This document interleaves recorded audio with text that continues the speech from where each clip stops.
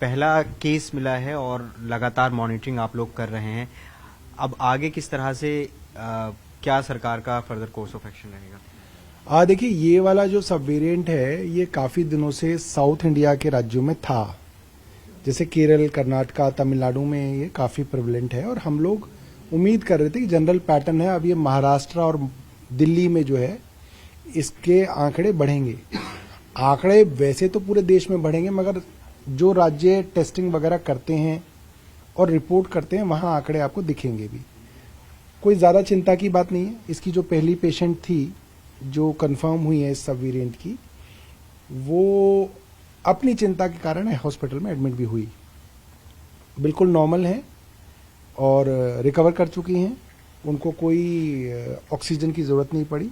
तो मुझे लगता है कि कोई पैनिक की सिचुएशन नहीं है, मगर आप लोगों को थोड़ा सा जो है सजग रहना चाहिए।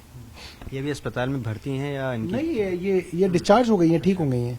सर, कितने एक्टिव केस हैं अभी और रोज कितने टेस्ट हो रहे हैं, कितने केसेस आ रहे हैं और जीनोम की अगली रिपोर्ट्स कब आनी है?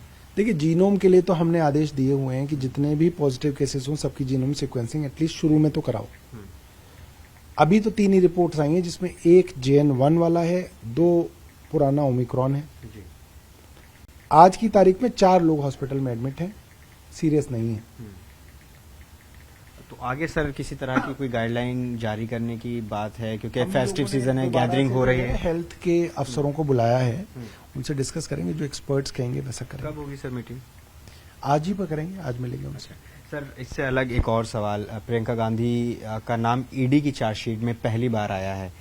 आप लोग भी ईडी पर आरोप लगाते रहे कि बदले की भावना से ईडी काम कर रही है, क्या कहना चाहेंगे? देखिए, हम लोगों का तो बहुत बार आ गया है, वो पहली बार है। ये अब एक मजाक का पात्र बन गया है और इसमें ईडी सीबीआई की गलती नहीं, ये केंद्र सरकार ने इन एजेंसियों को जो है बर्बाद कर दिया है। अब आप किसी भी आदमी को किसी भी मामले में पकड़ लीजिए, उस पे PMLA का मुकदमा लगाइए, उसको जेल के अंदर बंद करिए, उसके बच्चे बीवी जब रोएंगे तो उसको कहा जाएगा कि भाई तू जिसका नाम लेना ले दे इसका, और तेरे को छोड़ देंगे, तो उसको अप्रूवर बना देंगे और जो है दूसरे का नाम चार्जशीट में डाल देंगे। अब क्या है कि आप नेता के तौर पे सैकड़ों लोगों को रोज मिलते हो, मैं भी मिलता हूं। अब मेरे से इतने सारे लोग मिलते हैं, उनकी लोकेशन मेरे से कॉमन होती है। आप वो आदमी अपनी जिंदगी में क्या करता है, तो आपको क्या करना है, आपकी उसको फोन की लोकेशन निकालनी है और दूसरे आदमी की फोन की लोकेशन निकालनी है। जब उनकी लोकेशन एक टावर में आई, आपको कोई भी कहानी डाल देनी है, इसने इसको 5 करोड़ रुपए दिए, इसने इसको पॉलिसी दे दी, इसने इसको कागज दे दिए, इसने इसको टिप दे दी, कुछ भी कह दो आप उसको। भाई कोई ट्रायल वरायल तो जब होगा तब देखा जाएगा, आप बंद तो कर ही दोगे।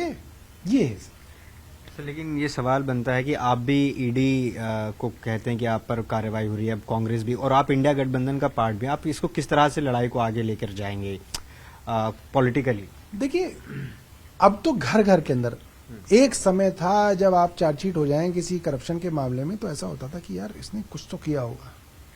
अब तो आपने मजाक बना दिया, आपने तो हर आदमी को चार्जशीट कर दिया, आपने हर दूसरे अपोजिशन लीडर को जेल में बंद कर लिया, तो अब तो मजाक है। आपने पूरी विश्वसनीयता खत्म कर दी एजेंसीज की, तो पब्लिक इस बात को अब समझ रही है। बहुत बहुत शुक्रिया सौरभ भारद्वाज, जो कि कोरोना के नए वेरिएंट और ईडी की कार्रवाई पर अपनी बात रख रहे थे।